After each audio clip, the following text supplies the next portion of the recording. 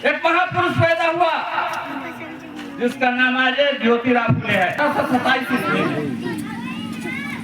जहाँ अंग्रेजों की हुकूमत थी, शासन ब्राह्मणों के हाथ में था, दोहरी नीति यहाँ चलती थी। उस समय ये महापुरुष पैदा लिया। जन्म लेने के बाद इनके पिता का नाम था गोविंद राव, माता का नाम था चिमनाबाई। 1 वर्ष जब इनका आयु हुआ, इनके माता पिता गुजर गए, माता पिता की मृत्यु हो गई। तो इनका लालन पालन जो है, एक धाय का अर्थ होता है चाची या फुआ। तो उस चाची के जैसे 2 भाई है, एक भाई का माता पिता मर गया, छोटा सा बच्चा है, उस चाची के भरण पोषण के लिए जिम्मा में पड़े। तो इसे ज्योतिराव फुले का भी लालन पोषण अपने चाची चाचा के को हिंदू होते हैं। और जब हक अधिकार की बात उठता है, नौकरी लेने की बात उठता है, तो वही मनुवादी की सरकार अपने प्रशासन के द्वारा हमारे बच्चों को लाठी डंडों से पिटवाता है। ये कि समाज के लोग इस पर आवाज नहीं उठाते हैं कि हम हिंदू हैं तो कैसे हैं। जरा आप सब विचार कीजिएगा कि अगर आप लोग वाकई हिंदू हैं तो फिर जाति प्रमाण पत्र सरकार को नहीं मांगना चाहिए। इसके खिलाफ आंदोलन कीजिए कि जब हमारे बच्चे जब नौकरी मांगने जा रहे हो, एग्जाम देने जा रहे हो, तो जाति प्रमाण पत्र मत मांगो। हम भारत के हिंदू ही हैं, हम लोग भी मान लेंगे हिंदू।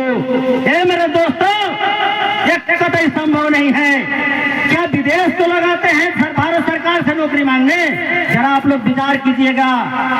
बाकी हिंदू के साथ साथ एक बात और मैं कहना चाहता हूँ कि आप सभी हिंदू बैठे हैं यहाँ, चाहे वो यादव समुदाय को हो, कुशवाहा समुदाय को हो, पासवान समुदाय को हो, राम समुदाय को हो, या ठाकुर समुदाय को हो, साहु समुदाय को हो, जो भी समुदाय हो, सबको हिंदू है। और उसी में एक हिंदू ब्राह्मण भी है।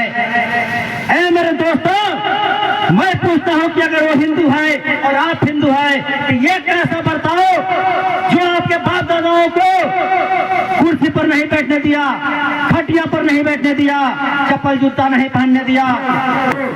तो क्या हम लोग काला चोर के समूह हैं? हिंदू मतलब हीन माने काला चोर और दू माने समूह, जो उसी के हम लोग हिंदू स्वीकार करेंगे। इसलिए वहां साथ दिया। ये लोग देखा कि उसी समय गोलवारकर और सावरकर, ये दोनों हमारे भारत में हीन में दू जोड़ दिया, हिंदू। और बहुत बड़ा महासम्मेलन किया था और उसमें हिंदू बना करके हम हिंदुओं का अल्पसंख्यक ब्राह्मण जो वार्ड नहीं जीत सकता है, वो बड़ा नेता बन गया, संसद MP बन गया। इसलिए हम अपने भाइयों से अनुरोध करता हूं कि कभी भी हिंदू राष्ट्र के पक्ष में नहीं रहिए। हमारा भारत देश है, भारत देश के पक्ष में रहिए। बस मैं इसी के साथ अपना वाणी विराम करता हूं। ज्योतिराव फुले जी हुआ करते थे, जो इन्होंने शिक्षा का अलख जगाया। एक समय था कि शिक्षा पर प्रतिबंध लगा दिया गया था। आप शिक्षा संबंधी कुछ चर्चा नहीं कर सकते थे, लेकिन खैर मनाइए कि जब देश पर अंग्रेजों ने आया तो कम से कम शिक्षा का रास्ता खोल दिया। हमारे लोग कुछ पढ़ने लिखने लगे। एक समय था कि लोग जब शिक्षा पर प्रतिबंध लगाया गया तो लोग चुपके से पढ़ते थे, कहीं जंगल में जाके पढ़ते थे, छुप छाप के पढ़ते थे, और पकड़ा जाते थे तो उनकी हत्या कर दी जाती थी।